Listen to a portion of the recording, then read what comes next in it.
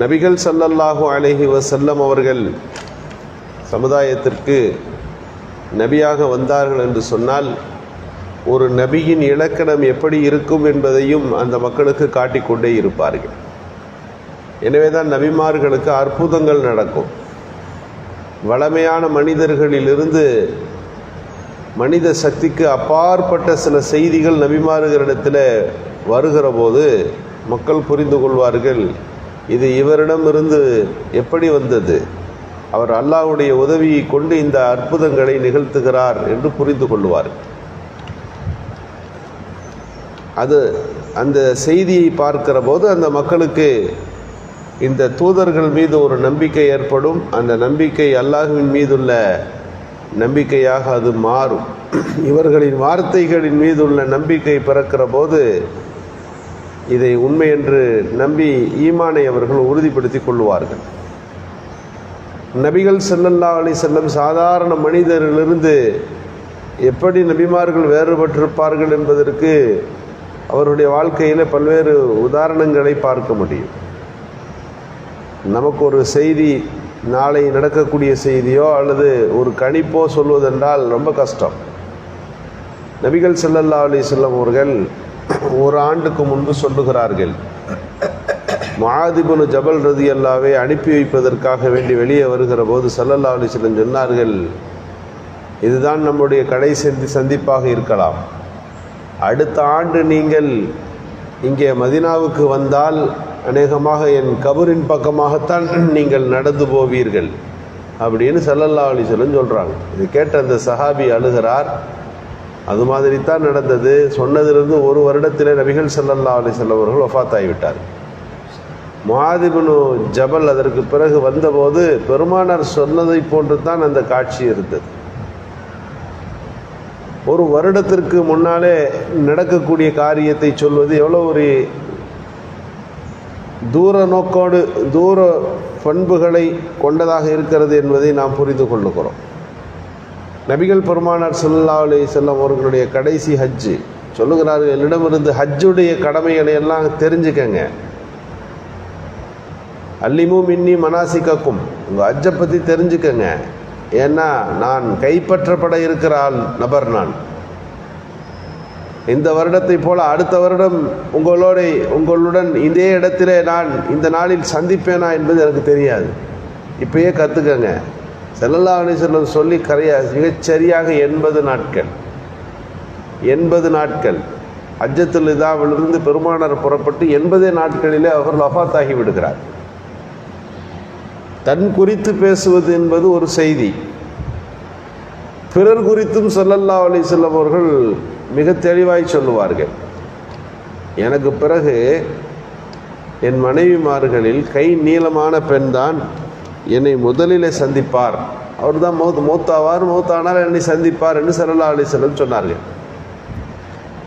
கை நீளமான பெண்ணுன்னு சொன்ன உடனே ரசூலுல்லாஹ்வுடைய மனைவிமார்கள் எல்லாம் கையை அவர்கள் யார் நீளமான கை உள்ளவர் என்று அவர்கள் அளக்க ஆரம்பித்து விட்டார்கள்.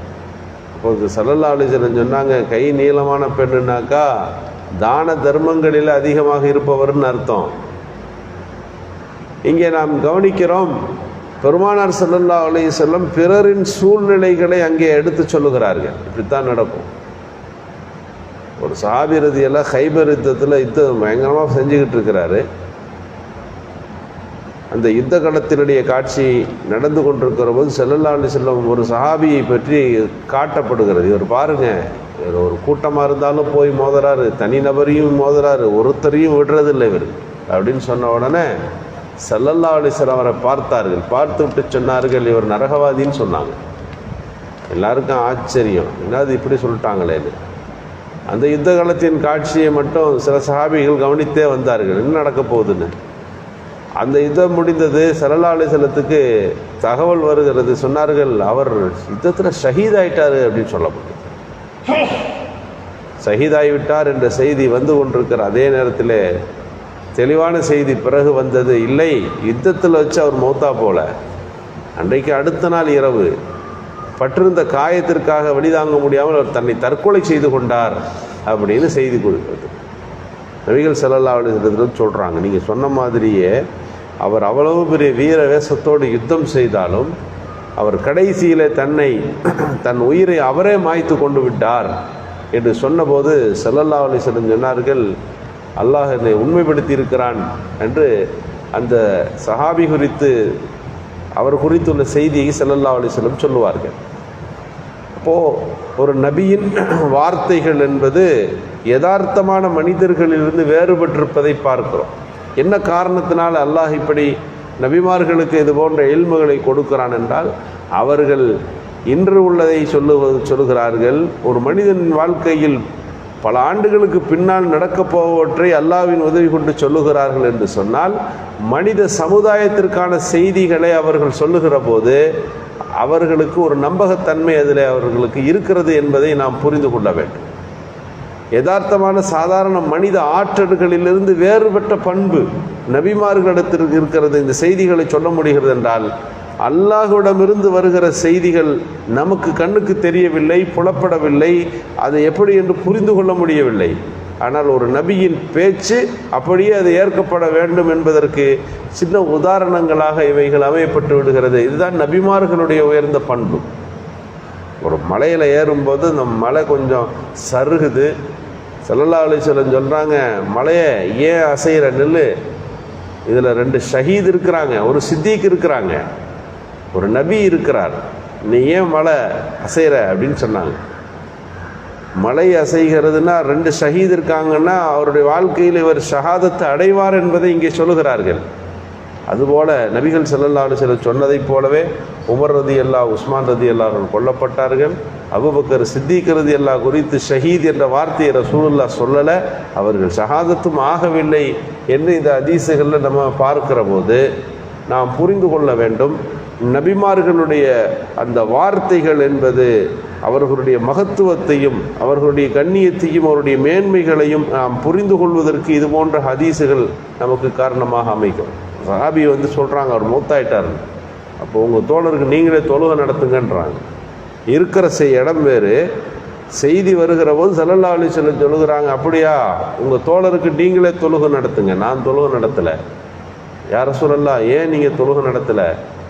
அவர் கனிமத்து பொருள்லேருந்து ஒன்று எடுத்து திருடி வச்சிருக்கிறாருன்னு நாங்கள் ஸல்லல்லாஹு அலைஹி வஸல்லம், அதனால் அவருக்கு தொழுகை நடத்துவதை எனக்கு தடுக்கப்பட்டிருக்கிறதுன்னு சொன்னப்போ சஹாபிகள் அவருடைய ஜனாசாவை எடுத்து வைத்துவிட்டு அவர் உடைமைகளை எல்லாம் தேடி பார்க்கிறார்கள். பங்கு பிரிக்கப்படாத பொதுவாக இருக்கிற பொருளிலிருந்து அவர் எடுத்து வைத்த அந்த சாட்டை அவரிடத்தில் இருக்கிறது.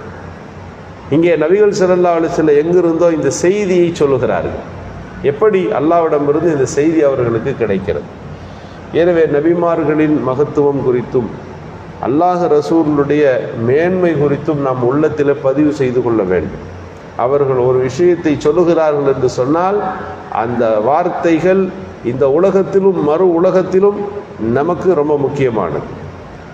நபிகள் பெருமானார் ஸல்லல்லாஹு அலைஹி வஸல்லம் இப்படி செய்வது சின்ன காரியங்களாக பெரிய காரியங்களாக இருந்தால் வழிகாட்டி இருந்தால் அதில் எந்த விதமான சந்தேகம் நமக்கு கூடாது. அது அப்படியே நம்ப வேண்டும், அது அப்படியே வாழ்க்கையிலே கடைபிடிக்க வேண்டும். ஏனென்றால் ஒரு நபியின் பேச்சு என்பதும் சொல்லும் என்பதும் அவர்கள் காட்டி தருகின்ற வழிமுறைகள் என்பதும் நம்மை செய்ய வேண்டும் என்று அவர்கள் நமக்கு வாழ்க்கை பாடம் நடத்துகின்ற எல்லா விஷயங்களுமே நமக்கு மிக சிறந்ததொரு நன்மை பயக்கக்கூடியது. வெளிரங்கத்தில் அது நமக்கு புரிந்து கொள்ளக்கூட தெரியாது. அதனுடைய பிரயோஜனம் என்ன என்று நம்ம அறிவு கொண்டு அலசி பார்த்து முடிவுக்கு வர முடியாது. எல்லா இல்மையும் அறிவையும் பெற்றிருக்கிற நபியின் வார்த்தையை கேட்டு அப்படியே நாம் செயல்பட வேண்டும். ஆமன்னா சல்லம்னா. எனவே தான் சஹாபிகள்லாம் ரசூலுல்லாஹ் ஒன்று பேசுனாங்கன்னா அது தன்னுடைய பேச்சை விட ரசூலின் பேச்சு ரொம்ப முக்கியமானது. இது மக்கா தானேன்னு கேட்டால் ரசூலுல்லாஹி ஸல்லல்லாஹு அலைஹி வஸல்லம் அவர்கள் வாழ்ந்த ஊர் எல்லா ஊரும் எல்லாம் மக்கான்னு தான் சொல்லணும். துல்ஹஜ் மாதத்தில் உட்காந்து இது துல்ஹஜ் மாதம் தானேன்னு கேட்டால் என்ன சொல்லணும்? ஆமான்னு சொல்லணும். ஆனால் சஹாபிகள் உடனே சொல்ல மாட்டாங்க, அதை அமைதி காப்பார்கள். யா ரசூலல்லாஹ், நீங்கள் என்ன சொல்கிறீங்க? நீங்கள் அதை மக்கா என்று சொன்னால் இது மக்கா தான், நீங்கள் இந்த மாதத்தை துல்ஹஜ் மாதம் என்று சொன்னால் அது துல்ஹஜ் மாதம். ஆமன்னா சல்லம்னா, நீங்கள் சொன்னீங்க நாங்கள் நம்புகிறோம், அவ்வளவுதான் அந்த சஹாபிகளின் பேச்சு. முந்தி கொண்டு வேகமாக இன்னொன்றை சொல்லவோ தன் அறிவின் விசாலத்தை வெளிப்படுத்தவோ அந்த சஹாபிகள் முன்வர மாட்டார்கள். காரணம், அல்லாஹுவின் தூதரின் பேச்சில் வேறொரு செய்தி நமக்கு இருக்கிறது, ஏதோ வழிகாட்டுதல் இருக்கிறது. அதை சொல்லுவதை நாம் கேட்போம். அது இதுவரை விளங்கி இருந்த எல்லா விஷயத்தையும் தூக்கி வெளியே வச்சிருவாங்க.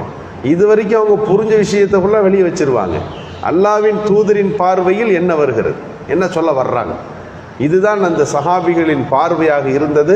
அவர்களுக்கு நபிகள் ஸல்லல்லாஹு அலைஹி வஸல்லம் வழிகாட்டினார்கள். அந்த வழிகாட்டுதல் நம்மிடமும் இருக்கிறது. எனவே அல்லாஹ்வின் தூதரின் மகத்துவத்தை, கண்ணியத்தை புரிந்து நடந்து கொள்ளுகின்ற நல்ல தௌஃபீக்கை அல்லாஹ் நல்குவானாக. சுப்ஹான